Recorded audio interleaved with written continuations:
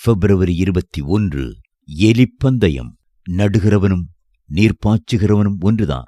தாம் செய்யும் வேலைக்கு ஏற்ப ஒவ்வொருவரும் கூலியை பெறுவர். 1 கொரிந்தியர் 3:8. 1980 ஸ்காட்லாந்தில் நடைபெற்ற அனைத்துலக மாநாடு ஒன்றில் மேலை நாட்டு ஊழியர் ஒருவர் என்னிடம், உங்கள் இயக்கத்தில் எத்தனை முழுநேர பணியாளர் இருக்கிறார்கள் என்று கேட்டார். அப்பொழுது BYMல் 30 பேர் இருந்தார்கள். அதைச் சொன்னேன். இந்தியாவில் உள்ள இன்னொரு இயக்கத் தலைவர் என் அருகில் நின்று கொண்டிருந்தார். ஒருவரும் அவரை கேட்காமலேயே எங்கள் ஊழியத்தில் 50 பேர் என்றார். இவ்வித எலிப்பந்தயம் நிறுத்தப்பட வேண்டும். எண்ணிக்கைகளையும் சாதனைகளையும் குறித்து பெருமை அடித்துக் கொள்வதற்கு நாம் சாக வேண்டும். பழைய ஏற்பாட்டிலும் புதியதிலும் நமக்கு ஒரு கண்டிப்பான அறிவுரை தரப்படுகிறது.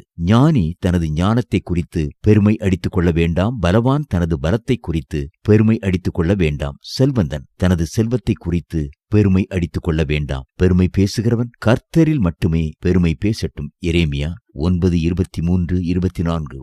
ஞானம் என்பது ஊழியத்தில் நாம் கைக்கொள்ளும் விவேகமான முறைகளாயிருக்கலாம். பலம் என்பது நமது கடின உழைப்பையும் அரிய சாதனைகளையும் குறிக்கலாம். செல்வம் என்பது நமக்கு வரும் காணிக்கைகளின் திரட்சியாயிருக்கலாம். மற்ற ஊழியங்களில் முன்னேற்றத்தை பார்த்து நமது ஊக்கம் கூட வேண்டும். ஒரே ஆண்டவரை ஒரே இலக்கு அடைய சேவிக்கிறோம் என்ற அறிவு நம்மை போட்டி மனப்பான்மையிலிருந்து விடுவிக்கும். இயேசுவின் மாதிரியை யோவான் 4:1-2 கவனியுங்கள். யோவானை விட இயேசு அதிகமானவர்களை சீடராக்கி திருமுழுக்கு கொடுக்கிறார் என்று பரிசேயர் கேள்விப்பட்டதாக ஆண்டவர் அறிந்தபோது யூதேயாவை விட்டு மறுபடியும் கலிலேயாவுக்கு போனார். என்னே படிப்பினை!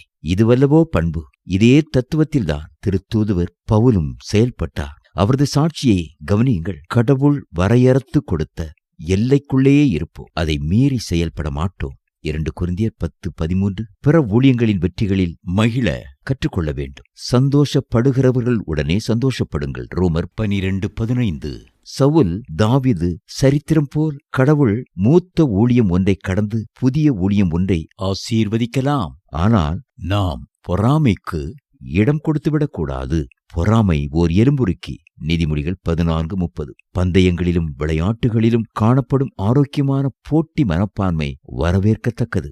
மாறாக பொறாமை அடிப்படையிலான போட்டி புறம்பே தள்ளப்பட வேண்டும். பட்டணங்கள் நகரங்களிலும் போட்டியிடும் பல குழுக்கள் உண்டே. போட்டியில்லா புது இடங்களில் நம் பணித்தளம் அமைத்தே செயல்படுவோம் என்று மிஷனரி பொன்ராஜ் ஐசக் பாடியது நமது அர்ப்பணிப்பாகட்டும். சிங்கங்கள் நாட்டை சூறையாடிக் கொண்டிருக்கின்றன. நாமோ சுண்டலிகளை வேட்டையாடிக் கொண்டிருக்கிறோம். என் எமில் ஜெபசிங்.